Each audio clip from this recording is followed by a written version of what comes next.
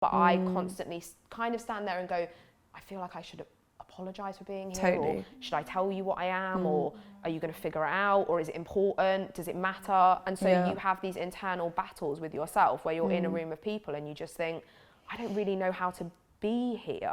And I think part of it is that who I am as a person, like Jade, is also separate to my identity sometimes. Sometimes I just want to be in a room and be me. Hi, my name is Susan Dale and you are watching the HaluHalo Mixtapes. This is a series in which we bring together a group of mixed race folk to discuss and unpack issues that impact us. This truly is for us, by us, creating our own space for real talk. So sit down and make yourself comfortable as we're about to go in as we explore the experiences of those who are white passing mixed race. I'm Estelle, my dad is white British and my mum is from Dominica. I'm Susie, my mother is from Burma, so Burmese, and my dad is from England, so British. I'm Jade, I am mixed race, my dad is mixed Jamaican and English, and my mum is from Jersey but her heritage is French.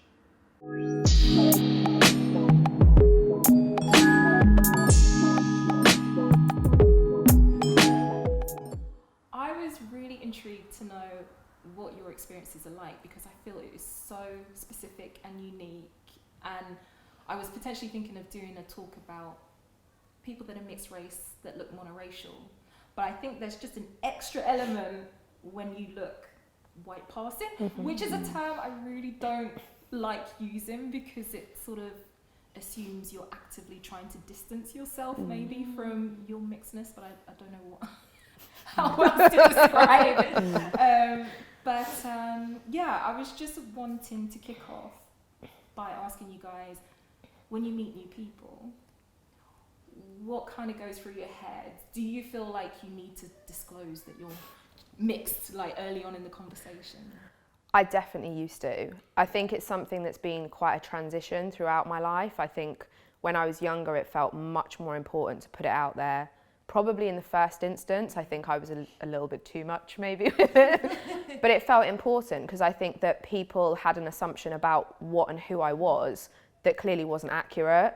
And so then I felt like I had to say, in some senses almost before they maybe stepped into a conversation that might just get awkward for everyone.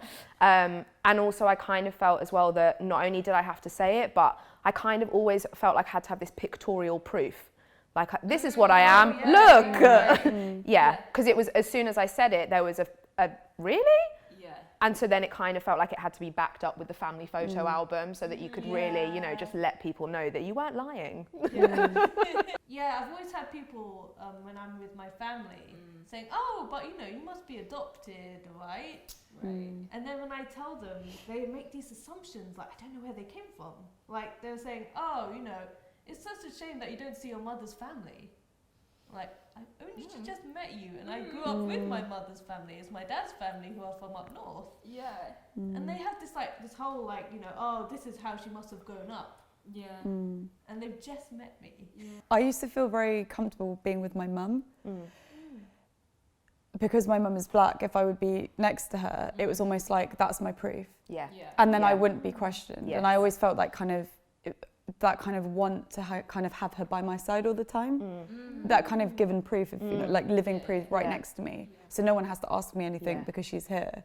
So when she's not here, I struggle with the kind of, you know, walking somewhere and someone sort of looks at you in a certain way or you're in a certain space. People sort of assume that you're sort of not mixed but yeah, I think I've definitely had that. I think I had the kind of want to sort of justify myself. I think I've had that as well because I think for me it's about, I feel like in my own home with my family, I know that I am a mixed race woman. As soon as I step away from them, I'm racialized as white. And it's, for me, because my dad is mixed, it's also something that's changed over the years as well. Because now that I'm older, I'm 33 now, and when I go out with my dad now, people think that I'm his girlfriend. And I'm like, Oh my gosh.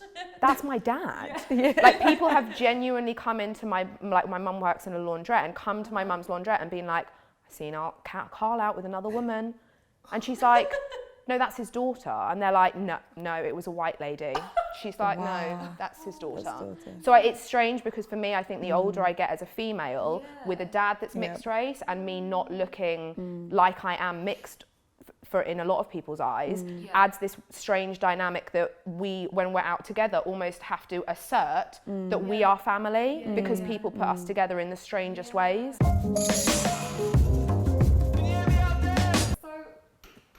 You have put out like, I am mixed race and I'm related to this person, but have you been in situations in which you've told someone you're mixed race and they're like, really?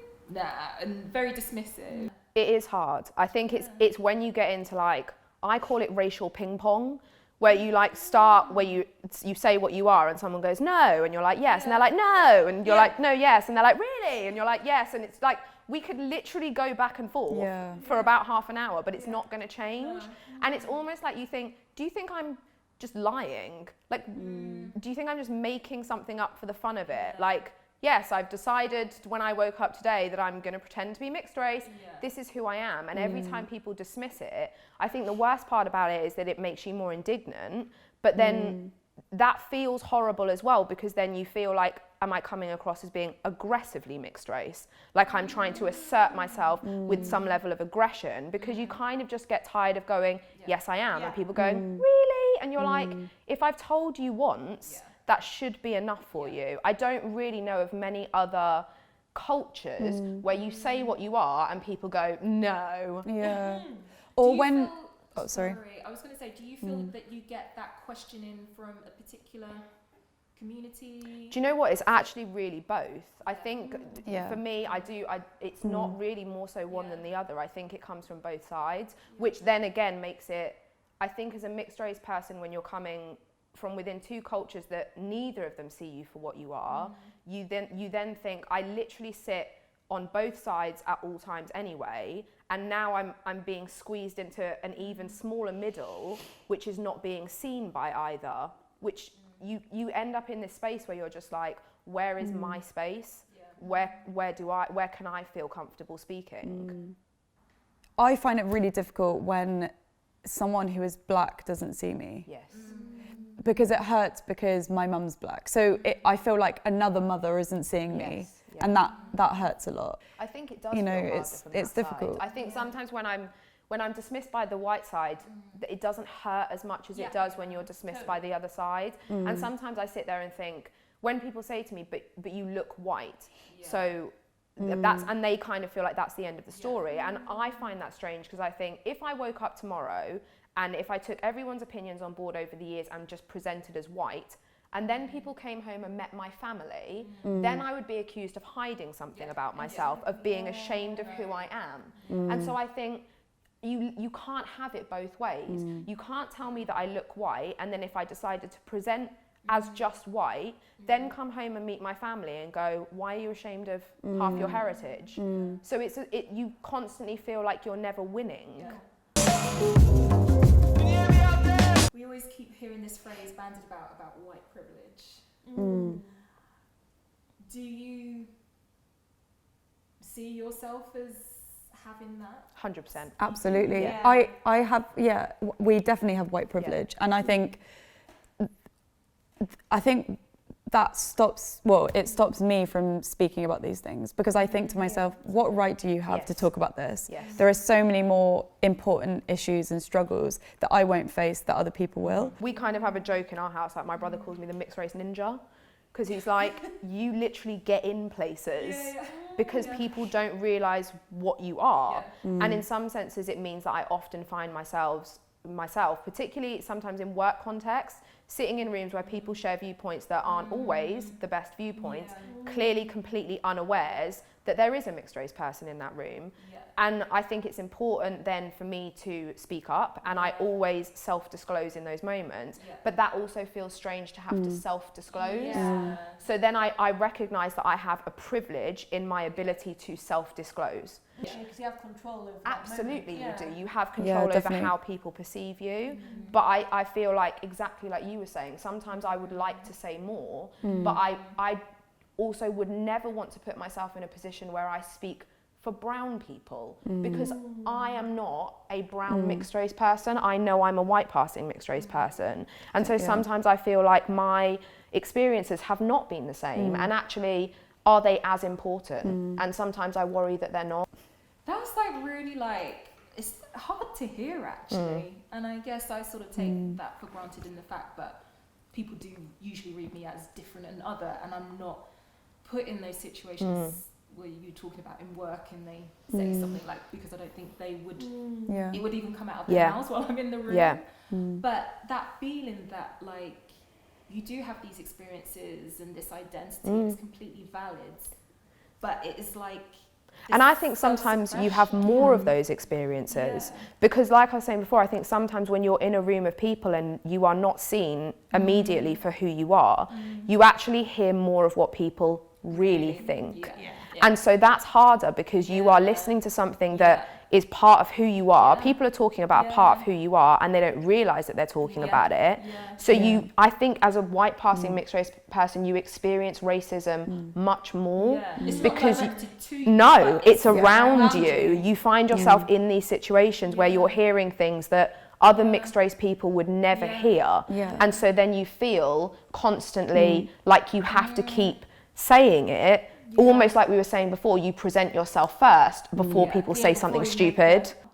But when you've presented yourself and said like, this is who I am, for example, in a company or somewhere that you're very constantly around, do you feel that sometimes they forget? I had an experience once at work where this woman was sort of talking about, I mean, I won't go into it, but she was saying something that was pretty racist about black women, but kind of almost in a kind of, I don't even think she was aware of what she was saying. And I think I sort of said something like, you know, my mum's black, and she said something like, because my mum's black, but my mum's quite fair. And she was like, yeah, but your mum's not really black.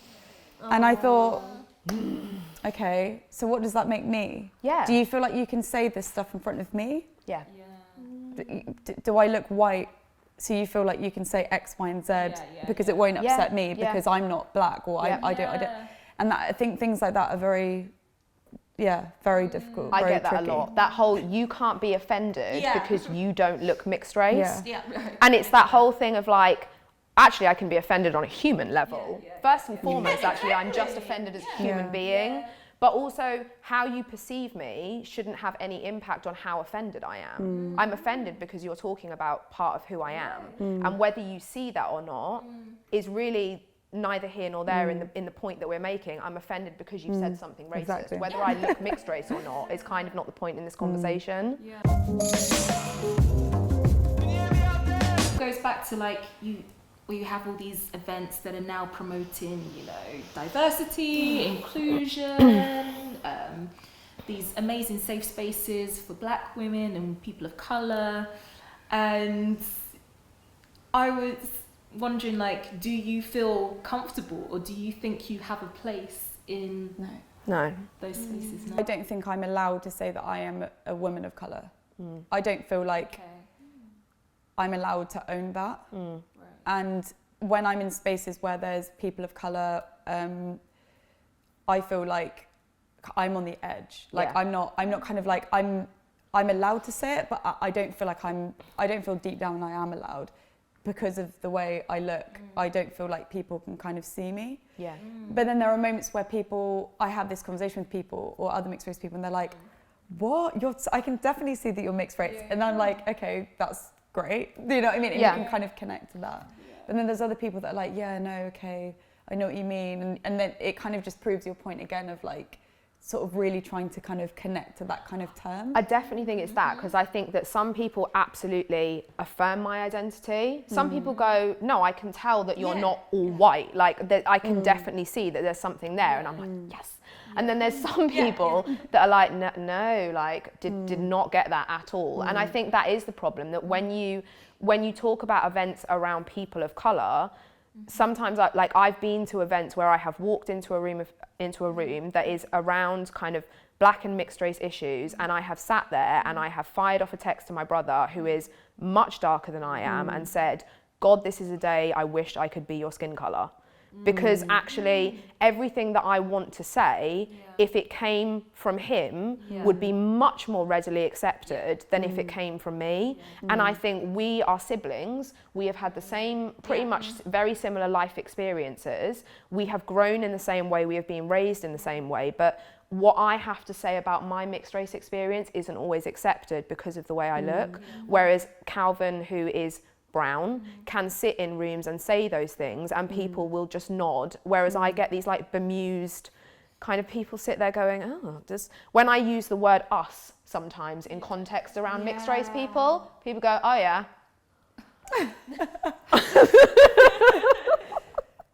Which is hard, because you think, if I'm not an us in this context, and I can't sit with a group of white people and say us either because I'm not all white, where is my us? Where is my space? Where is my us? Where's my space? Yeah. Yeah, totally. And that actually reminds me of like the first event that I held, Curated Conversations, Estelle came to. And it's one of these moments where literally like everyone remembers who was there. But it really struck a chord, because Estelle like said, to be honest, I almost did not come to this event because I didn't feel like I would be accepted. And this was an event specifically, exclusively for mixed race people. Yeah. And I felt that was so powerful that I felt very emotional saying that. But I felt like I had to be really honest, because I felt like it was a really honest group of people, which they are and they still are. We all still see each other. But I think it was just a moment just to sort of say, like, you know, thank you for accepting me. And I think it's so important to kind of recognise when you know, when you can be able to say that in a group of people, that you can sort of say, look, you know, I felt like I wasn't going to be able to come to this. And because it just brought up this feeling of like, well, because the theme was imposter syndrome as well, wasn't it? It was, and I think a sense of belonging. And oh no, sorry, it was about that. It just sort of kind of felt like, again, this is another space where you're going to be rejected, because that's what you've constantly been dealing with when people are like, no, this is not for you. I think it's hard as well, because I think society is becoming more mixed race, and mixes are getting more complex, and you've got second and third generation mixes, and I think that's where I struggle with it, because I think my dad is mixed race, but he is dark skinned, like people think he is full black, and my brother looks probably atypically mixed race. But then when you get into things like second and third generation mixes, there is a part of you that feels like, how far does it go until you don't have a seat at the table? And should you have a seat at the table? And it's a question that I ask myself a lot, because I think actually from my own perspective, I know I'm incredibly light-skinned, and I know that in some senses, maybe I don't get a seat at the table. I don't know, but you ask yourself those questions often, because you think, I would never want to take a seat at a table that actually is not for me. Totally, you'd want to take up space that is for space for someone else that needs that space. Yeah, and I think you really do struggle with that, because you do sit there and think, I would like to talk about my mixed experience. I know that it's probably fundamentally different from the majority of mixed race experiences, but I don't know if this is my table. I don't know which table is mine. Yeah, but it's also like what you're saying is like, this is what is going to be a reality. For, absolutely. Generation. Absolutely. We're all going to like, we're not going to look obviously mixed or different. And I think about that in terms of like myself as a woman. I think about when I have children, and I think depending on who I have children with and which partner I choose, I sometimes do sit there and think, will I tell them that they have a seat at the table? I don't know. Because it very much depends on the partner I choose and have children with. And actually, does it get to a point where, yes, there is mixed in our family, in our history, but it's not present anymore. So you don't, that's not a part of your world. And it's strange, because you grow up thinking about all of these things, and sometimes it's just really exhausting. Because I mean, I was saying, you know, when I was at the literary event, because I kind of write science fiction, and that's a genre at the moment that's being, you know, questioned for its like homogenous past, and you know they're saying like how to get more diversity in there. I'm like thinking, oh, should I like mention that, you know, I'm mixed race, or you know what I mean? It's not like am I just missing, but you know what I mean? Like I've always like been very general with my writing and like trying to depict like the mixed race experience. I mean, even my experience is one of many. Yeah. So am I even representative of the mixed race community as well? But I think that the beauty of any community is that there's no homogenous narrative, there's no one way of being. So it is, you know, your perspective and your view is just as important as someone else who has a different mix or looks visually different. I think sometimes though the hard thing is that when you, exactly like you're saying, sometimes when there's an issue and they say there's a lack of diversity in a particular area and you think, oh, that's an area that I'm interested in or that's something I would potentially like to contribute to as a mixed race person, there is also a part of me that is very, very self-aware of the fact that too many times throughout history, what we've done is that when we have said we want a diverse representation, we've picked the most palatable blackness we can find. And sometimes I think I am a product of that. And sometimes I worry that if I am used as a kind of homage to diversity, I'm about as palatable as you can get. Because people will look at me and what I say probably comes across far easier for other people to digest because they're not looking at a brown person when I'm talking about those issues. And so on some level, I think that they feel less uncomfortable when I'm having conversations about race because they're not looking at a brown person. And so I worry actually that what I'm doing is I'm kind of contributing to that in a sense of being that palatable voice. And so then I think actually maybe it's time we stepped away from that. Maybe actually what it needs is not me that is palatable, it needs someone else's experience. Yeah, because I mean, I'm doing like, I've done like a spoken word EP because I like produce and do things, and I want to make a track about being mixed race. And it scares me because I think I've almost had it, but I'm like, do I put it out there? That's the thing. Do you feel like in some situations, like you were saying, if you were given an opportunity, you would say no to it? So I think if it was an opportunity that was presented as, this is an opportunity for mixed race people to talk, there's always a hesitation. There is always a hesitation that comes before, even today there was a hesitation. And today, you know, I think today I definitely felt more comfortable about saying yes because it was primarily about white passing. And so actually you think, oh my God, this is me. This is literally an opportunity to talk about something within the sphere of mixed raceness that is mine, that I definitively own.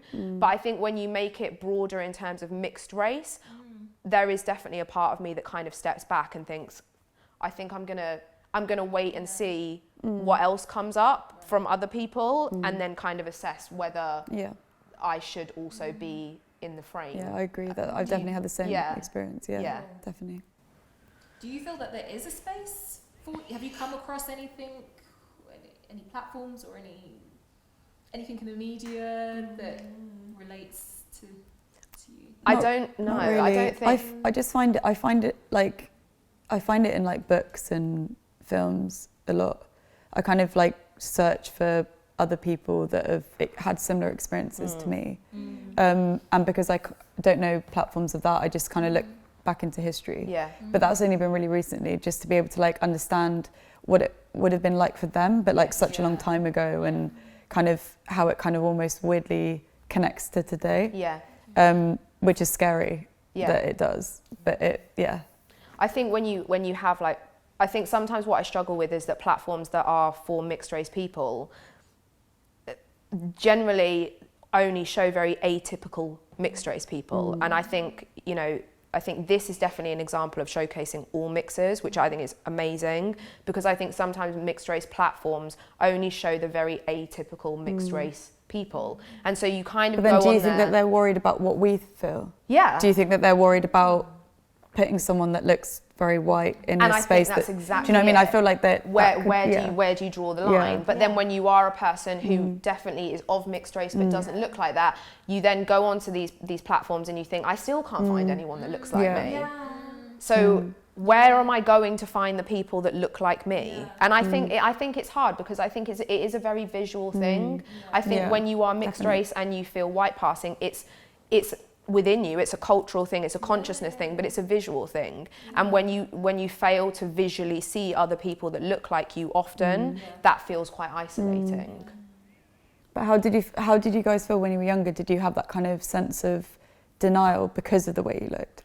Well, did you deny that other part of yourself because you looked a certain way, so you sort of just identified as a certain? I think I took more of it. Really? Yeah, I think there was, like, we were having a conversation about this where I think it made me want to know more. It made me become probably more well-informed around that side of my history and my culture than the other side. I think I've become more informed because I was saying that you almost feel like if I'm going to tell people what I am, I have to be informed enough to be able to back up what I'm saying. In a sense, I need to know enough about my culture to be able to talk about it with confidence, but also because I think when you grow up not looking like what you are a fascination all the time, and people constantly probe and dissect and ask and question, and so you feel like you have to know a lot to be able to answer every question that comes at you. Definitely, I completely agree. I have a very similar experience in that sense where I wanted to know more, but I grew up in I went to a very, very white school. Yeah, me too. And I think I had a sense of denial about my blackness because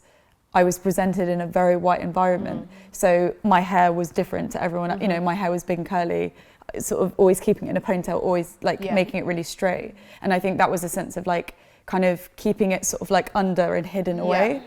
And I think I'm so sad that I felt like that as a child, because that made me disconnect from my mum, and it made me disconnect from sort of like, just my culture in general. You know, and I remember being really embarrassed when my mum would sort of get me from school, and I adore my mum, I love my mum so much, but so sad that I had to feel like that. And because when you're identified as white, you kind of go along with things sometimes, and you kind of just go, okay, well that's how you see me, then maybe that's what I am. And I think I went the other way because I grew up in such a small island, so when my dad would come and get me from school, it was clearly evident then to people that didn't know, well, now you do know. And so I think it kind of went the other way in the sense that it made me become much more, I don't know, I felt like it was much more important then for me to really own that part of who I am, because people then could see it. As soon as my dad turned up, and we live in a very small island, and the population, is tiny in comparison to like the UK. So everyone knew that our family was mixed race. You couldn't get away from it. So I think people knew what I was, but then it was the anomaly of what I was. They didn't question well, sometimes they questioned whether it was my real dad, but once we'd got over that point, then it was just the barrage of questions that came with it. But why do you look like this and your brother looks like this? Like, how can that happen? Does this happen often? And then you feel like you are the spokesperson for mixed raceness and all the of whole the various shades that can be, and you think, I don't know, I'm not a geneticist. I've no idea how this happens. It's really strange, but I don't know. And so, but you feel like you are constantly put on the spot in terms of having to be this person that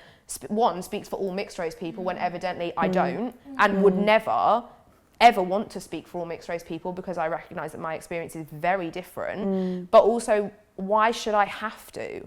Why can't I just say this is what I am, and that is the end of the conversation? I mean, like when I was a kid, my primary school was predominantly Asian. And I grew up very close to my mother's family who are Asian.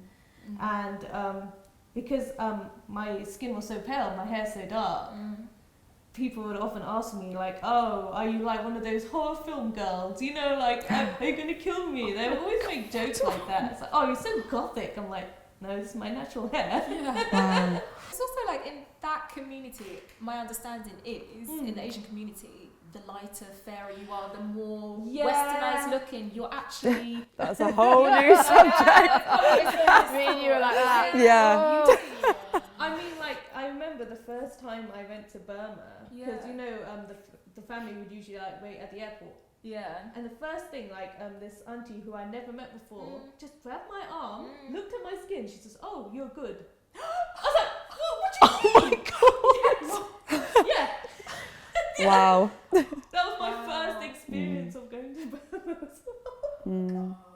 I think you get that. I do think you get that in the black and mixed race community as well, though. Like 100%. Like I have definitely been in situations that have made me feel so uncomfortable, because I think I've dated black guys, mixed race guys, white guys, and I think sometimes there is a sense that, like, I have had black guys say to me, this is great, because actually I know you're mixed race, but I could tell everyone I was dating a white girl. Oh. And I'm like, or not. Yeah. That's weird. But that's also dismissing your... Absolutely. And it's like, so you recognise what I am, but actually you like the fact that I am kind of ambiguous enough that you can tell people I'm anything, and they'll be like, oh yeah. And that's horrible, because you think, actually I know that I am part of this, but you're also you're othering me now as well. I was actually wondering what it's like for you guys, because at the moment there seems to be this trend of like blackfishing, in which white women are trying to look mixed race or black, and what it's like for you, because you're like, I am legitimately mixed race. I should be able to wear my hair in braids, like you were saying before, or these kind of things. But are you now more conscious, like people are literally going to think Massively. culturally appropriating? Massively. When we were talking about the braids thing earlier, like I 100% resonate with that. And there have definitely been moments in my life where I do it, I will have braids, but I step out the day after I've had them and I'm kind of I'm waiting. I'm waiting for someone to say something about me trying to pass as something that I'm not. Like It's almost like you're walking really stiffly. Yes. You're like, how am I going to be able to navigate this? And you're almost preparing yourself to Definitely. to kind of defend your position. You're not wearing and you're like, them. this is insane. I literally just have my hair in braids, but I'm almost like ready to defend why I've done it. Yeah, definitely. And that you just think I should be able to just get my hair braided. Definitely. Yeah. Like I used to have, when I was younger, my hair was really long and it's really curly, and in the summer my mum would just braid it because she was like, it's just easier. But there was always kind of that feeling, and actually probably more so as I've got into adulthood, probably because I'm more self-aware and self-conscious about how I navigate myself in the world, that as soon as I have a hairstyle that you would typically associate with black culture, I feel, I'd love to feel comfortable, but actually the reality is I feel uncomfortable. Absolutely. Yeah. I love it, but there's a part of it that makes me feel like I'm trying to be something that I'm not. And also it was like what I was saying earlier about having the braids. It's like, I feel like I'm going to offend someone, even though they would offend me with it. It's like, is that mine to take? Like, am I allowed to have my braids done? That's how much of the culture can I draw from? But I also think as much as there are negatives, I think it's important to remember that we are thinking about it, and we are thinking about not upsetting someone. There are people that, you know, outrightly just do things and they're not thinking about the consequences. I think you kind of touched on it already, but do you feel like how you self-identify has changed over the years? And if so, why? And also, if I sneak in another question, is, do you feel like your family, or your parents at least, saw you in the same way? Or do you think because I say this because some people that I've interviewed who are white passing, their white parent just sees them as white and sort of doesn't see the other half, and I wonder if that was a similar thing for you guys. Well, I mean, because I was so like steeped in my mother's culture, I always saw myself as Asian as a child. But then, you know, when people start to question you, like, oh, okay, so I guess I'm mixed. I mean, like, I've asked my parents, you know, my mum always says, oh, but you look European, you look white. And I don't know whether she thinks it's a compliment, which definitely isn't for me. And, you know, I've asked my dad, and he goes, oh, you know, you're just Susie. Yeah, like, my mum said that as well to me. Both my parents have said that. They just say, you're Estelle. Don't say it at all, we just see you. And I know that's not them just being like, we don't see, but they just don't. They're like, you're a baby, that's, you know. And it's what we were talking about earlier about kind of, what do our parents sort of, you know, did you ever think that you were going to have a mixed race child? And that, no, we love each other, we're having children, that's, you know, here you are, this is it. I feel fortunate, like in our family, we get into it a lot. But that's good though. That's we good. Do. We do a lot. And it's nice because actually I think that, funnily enough, so my mum, who is white, is absolutely always seen me as a mixed race female. And it's never been a question for her that is what I am. And I think it's partly because she has watched me struggle to identify myself in the world outside of my family. Like I was saying, when I'm with them, I know I'm a mixed race woman, but when I step away from them, I'm racialized as something different. And I think she's watched that over the years, and she's watched how it's hurt me at times, and it's confused me at times, and sometimes I've been proud and sometimes I haven't, and sometimes I've loved it and sometimes I've hated it. And I think she is really keen to have those conversations, and my dad is definitely super keen to have those conversations. So I think as a family, like with me, my mum and my dad and my brother, we get together and we talk about it a lot, and we kind of really have really open, honest conversations where we just lay it all out on the table.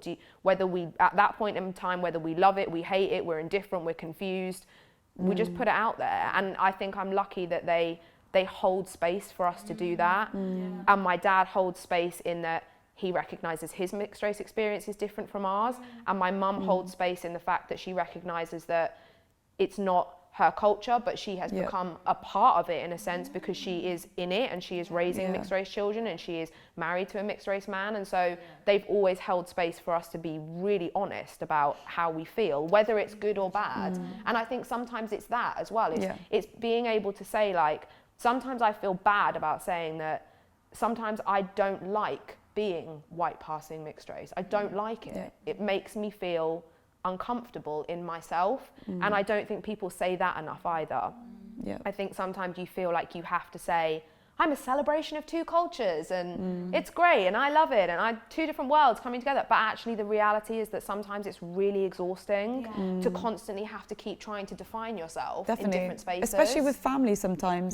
Like I remember, like, I think it was a couple of years ago, I went to a funeral and I didn't really know the person that had passed away, but me and my sister went to support my grandma, and literally the whole room was black. Like everyone was black.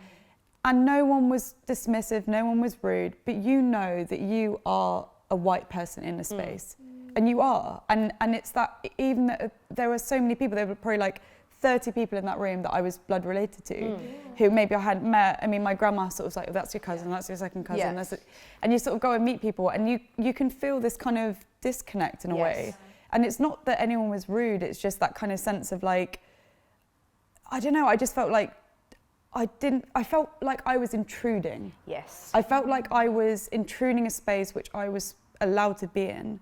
And I felt like I had to ask permission or apologise as well. I get that though, and I think it's exactly the point that you made. It's never, in a lot of senses, and for the vast majority of the time, it is never that I am made to feel uncomfortable in black spaces by the people that are in them. It's that I inherently feel uncomfortable in that definitely. space. It's nothing that they're doing or saying. It's that I just recognise that I don't know how to position myself in that space. I don't know whether to try and acknowledge my mixed raceness and tell people that I am, like, yes, I'm here and you know, I am part of it, or to just say nothing at all and allow them to form their own opinion about what I am and just leave it be.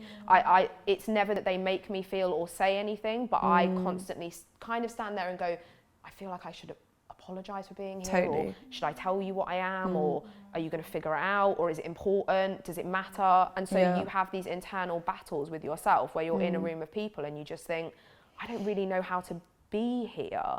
And I think part of it is that who I am as a person, like Jade, is also separate to my identity sometimes. Sometimes I just want to be in a room and be me without thinking about the added layer of complexity that comes with my identity. I just want to be who I am in a space. I was actually just going to say about the word passing and how I really struggle with that word. I feel like I was thinking about it a lot before I came here today, and I was just, the word passing, just like, it's like when something's passing, it's like, for 1 minute it's there and it's gone. I feel like also historically the sense of passing is like to kind of like remove yourself, right? So it's kind of like you're passing to get away with something, like you know, this sort of sense of denial. I think it's that. And I kind of really don't like the word passing. No. I feel like it's kind of. I think it's weird as well because I feel like the term white passing has come back I feel like when I was growing up, no one ever called me white passing, ever. Like, I would refer to myself as a light-skinned mixed race person. I never referred to myself as white passing until adulthood, and I don't quite know when it came, like there was this resurgence of it. But I think for me, it's the historical connotations of it. I think when you think about white passing in history, and it goes back to America and the one drop rule, and people would disown their black family and pass into white society and into the white community in order to further themselves, like economically and socially and personally. It still happens. For me, I feel like, why are we using a word that has connotations that I am trying to distance myself from something? That's exactly, when actually it's almost the exact opposite. When you say white passing, you're using a terminology that makes it sound like I want to put that over there and move over here, and I don't. What I would like is for the two things to be able to come together in a way that feels comfortable within me.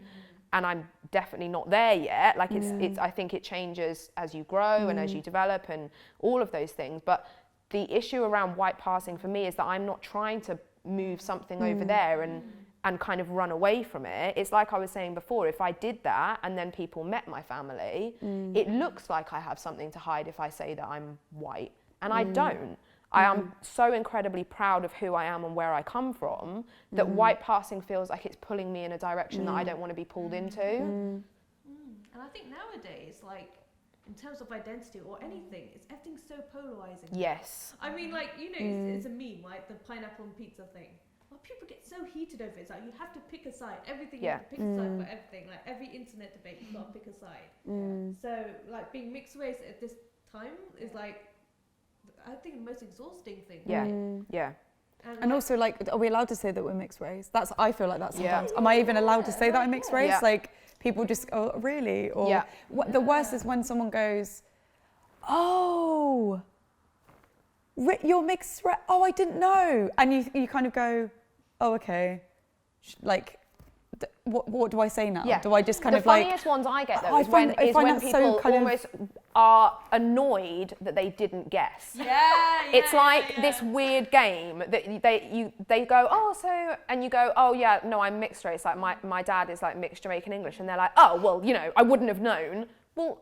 No one was like, it's okay, like, it's all right that you lost the game of guess my identity that we weren't playing in the first place, like, chill out. It's like they get offended that they weren't the first person to get there. Like, oh, well, you know, it's not like it was clear. No, I'm well aware of that. Like, I'll make sure to really put that out there next time. It's the strangest thing. So then you're in this weird situation where you're like, well, this has all got a bit aggressive really quickly. Like, I'm sorry that my anomaly of identity is confusing you, but people really do get like quite, it's like they're irritated by it. Like, well, you weren't clear enough in your mixed raceness for me to get that, so, you know, more fool you, and you're like, I'm sorry. But it's interesting that you were both mentioning, like, can I actually identify as mixed race? I think part of that is also because I think societally we are living in a time right now as well that, exactly like you were saying, it is much more polarizing, but also I think it's important to realize that we are living in a time where black issues are finally, and very, very rightfully so, coming to the forefront in our society, and they are being spoken about and they are being addressed, and we have Black Lives Matter, and it's definitely not all lives matter, it's Black Lives Matter, and it's really important. And I think part of it when you are a white passing mixed race person is that you sit there and you think, I am for this 150%, and I will always speak about it, and I will always educate people where I can, but I also don't know if I should be part of it. And I think it's that. I think it is so inherently important that we have got to a point where we are finally talking about real black issues in society. What I can't figure out for myself is whether I should be part of that conversation from a cultural perspective or part of that conversation because it's the right conversation to be having. I think that's where you kind of feel like you're in a bit of a no man's land with it. But also it's like, if you're not seen, then how can you be heard? Like, exactly. It's like, what I was saying to you earlier, just like, I remember I was in an audience for this like film, like Q&A thing. And this woman said something like, oh, you know, it's a shame that there's no like people of colour in the audience. And I really wanted to be like, hello. People like, do that to me all the time. And but then also I'm like, what how do I challenge that? Yeah. How do I say something? Would I offend her if I said were that to I sort of say- am? And then she's like, no, you're not. Totally. Yeah. Then she gets offended because she didn't guess right. And I'm sure she, and I'm sure she wouldn't. I'm sure she would have been very respectful in front of a huge audience. Of course she and would said have, sorry. but she also would have been a bit like, totally. well, now I'm But is annoyed she- because I didn't pick that person. But she's so light. Like, is she really mixed race? Yeah. Like, what she? I've been. I was saying to you about, being on the panel. Yeah. Because she was saying, oh, it's a shame that there's no people of colour in the panel. Like, do I say? Yeah. And Yeah. I did say, I am like half Asian. Yeah. I swear I heard someone laughing like, Yeah. like, Yeah. I think that you've raised some really interesting points, definitely. But just going back to that, when we're talking about the term mixed race, because we all know that race is a social construct and like visual signifiers you cannot rely on. No, you can't. But I'm, from what I'm hearing, you're very conscious of how you are perceived. I think is as I've understandable because that is how society reacts to you. Yeah. But also, being mixed is not just about what skin tone you are, what type of curly hair you've got, or whatever. There's a lot of internal. There's a lot that goes on internally, and then there's also like the fact that you are this amalgamation of different cultures and what it's like to grow up in a household with, it's so unique compared to monoracial people, and I see you as part of that. And so when you sort of say that you question your ability to identify, I find that really surprising. I think one of the things that over probably the last couple of years, I feel like I've got more comfortable with who I am. And I think part of that is that I had a conversation with a friend of mine, and he's a black man, and he said something to me that really resonated, and I think I was old enough to kind of acknowledge it and take it on board in a true way. And he kind of said to me, but do you know what, Jade, like who you are, like when you think about race, it's made up of three things. It's colour, it's consciousness, and it's culture. And actually, just because you don't have the colour doesn't mean that you don't have the consciousness and the culture. Your culture in your household is mixed race. Your consciousness is mixed race. So just because you don't have the colour doesn't mean that you shouldn't feel like you're part of the conversation, because you do hold the consciousness and the culture. You don't step out into the world coming from a white family. You step out into the world coming from a family that talks about black issues and white issues. So actually that culture is yours to take, and the consciousness is there because you're, like we were saying before, you're asking the questions of yourself. Definitely. How do I feel in this space? Is it right for me to say this? So you're consciously aware of who you are in those spaces. And I think when he said that, I was like, do you know what? Yeah, like I start to feel more comfortable being like, it might not be to everyone's agreement, but I will hold my own space and just speak on my own experiences. Like I will not speak for anyone else's mixed race experience, but I also won't deny myself speaking for my own. Yeah. I think that's the most important thing, isn't it? It's about allowing yourself to be able to speak your truth and what you experience without feeling guilty or bad or that you're going to offend someone or it's the constant thing. Mixed race people in general, we just like, before we even blurt out anything, we like do this little disclaimer. Yeah. I can't really speak on this, I can't really speak on that. And we completely like shut ourselves down before we've even begun. Yeah. So I think it is really powerful what you're saying. And it's always like an individual thing, isn't it? Like, Definitely. how you perceive. So I mean, as long as you speak your truth, I mean, they can believe you or not. Yeah. At the end of the day, it is your truth. Yeah. That's the thing. Exactly. Because I remember when I was in Yangon, I met with a group of Burmese poets, and they said, we can totally see you as Burmese. And I almost burst out crying. I was so happy in that moment. Because I mean, I've had this, been dismissed like my entire life. Yeah. And like, actual Burmese people like in Burma, in Myanmar, saying like, oh yeah, we totally see you as Burmese.